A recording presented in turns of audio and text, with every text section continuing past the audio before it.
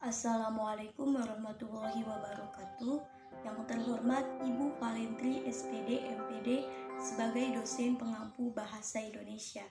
Perkenalkan, saya Dinia Ningsi. Saya di sini akan membahas sejarah bahasa Indonesia. Sejarah bahasa Indonesia bisa kita lihat pada peristiwa Sumpah Pemuda pada tanggal 28 Oktober tahun 1928. Nah, bisa kita lihat bahwa bahasa Indonesia ini resmi menjadi bahasa nasional itu bahasa persatuan, menjelaskan mengenai sejarah bahasa Indonesia akan saya bagi menjadi 4 tahap. Yang pertama, sebelum kemerdekaan. Bahasa Indonesia merupakan dialek bahasa Melayu pada masa penjajahan Belanda. Bahasa Melayu ini digunakan sebagai bahasa perhubungan yang luasa pada tanggal 28 Oktober tahun 1928. Bahasa Melayu ini dirubah namanya menjadi bahasa Indonesia. Kenapa dirubah? Karena kalau seandainya masih menggunakan bahasa Melayu namanya bahasa Melayu nanti malah dipikir bukan kepunyaan Indonesia, maka dari itu dirubah namanya menjadi bahasa Indonesia. Nah, pada masa penjajahan Jepang, bangsa Jepang ini benar melarang penggunaan bahasa Belanda. Nah, hal ini berdampak positif bagi bangsa Indonesia, bisa digunakan dalam berbagai aspek.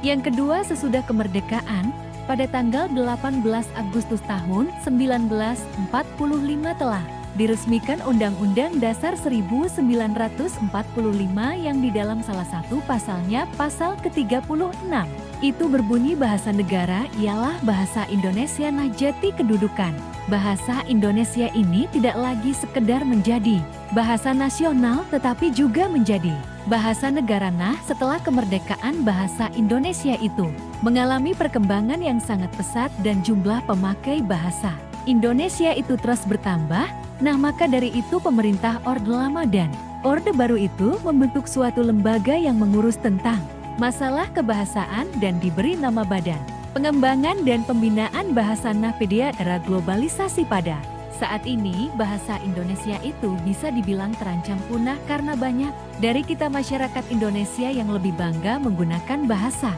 asing semisal bahasa Inggris ketimbang menggunakan bahasa Indonesia, padahal bahasa Indonesia itu merupakan satu-satunya bahasa yang bisa kita gunakan sebagai alat pemersatu bangsa ini. Jadi seharusnya kita sadar bahwa bahasa Indonesia itu merupakan bahasa yang bisa mempersatukan bangsa Indonesia. Yang ketiga, sejarah penamaan bahasa Indonesia. Bangsa Indonesia tumbuh kembang dari bahasa Melayu sejak zaman dahulu dan sudah digunakan sebagai bahasa perhubungan. Proses perkembangan bahasa Melayu ini tanpa sadar menumbuhkan rasa persatuan bagi bangsa Indonesia. Para komunitas bangkit dan menguntungkan bahasa Indonesia. Kemudian para pemuda yang ada di Indonesia juga mengangkat bahasa Melayu sebagai bahasa Indonesia. Pada saat Sumpah Pemuda tanggal 28 Oktober tahun 1928, bahasa Melayu yang dimaksudkan di sini adalah bahasa Melayu Riau. Nah, mungkin ada pertanyaan, kenapa tidak menggunakan bahasa Jawa? Jawabannya adalah karena bahasa Jawa itu sangat sukar untuk dipelajari dan ada tingkatan-tingkatannya, yaitu ada tingkatan halus, tingkat biasa, dan tingkatan kasar. Maka dari itu bahasa Melayu dipilih sebagai bahasa Indonesia. Selain itu, jika menggunakan bahasa Jawa, mungkin suku yang ada di Indonesia akan merasa dijajah oleh suku Jawa yang merupakan suku mayoritas yang ada di Indonesia. Dan yang keempat, proses perkembangan bahasa Indonesia.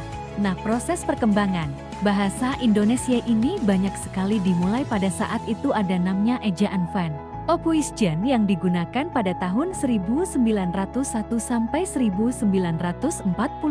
Yang kedua ada ejaan Republik atau ejaan Suwandi yang digunakan pada tahun 1947 sampai 1956. Ije ketiga ada ejaan Pembaharuan yang digunakan pada tahun 1956 sampai 1961. Yang keempat ada ejaan Melindo yang digunakan pada tahun 1961 sampai 1967. Yang kelima ada ejaan baru Etiu Lembaga Baru bahasa dan kasusastraan yang digunakan pada tahun 1967 sampai 1972. Yang keenam ada ejaan bahasa Indonesia yang disempurnakan yang sering kita dengar yang digunakan pada tahun 1972 sampai 2015 dan pada akhirnya yang terakhir yaitu ejaan bahasa Indonesia yang digunakan pada tahun 2015 sampai sekarang sampai saat ini. Pemerintah terus mengupayakan terhadap ejaan bahasa Indonesia melalui Badan Pengembangan dan Pembinaan Bahasa sebagaimana pemerintah itu mempunyai bahwa ejaan merupakan salah satu aspek penting dalam pemakaian bahasa Indonesia yang benar.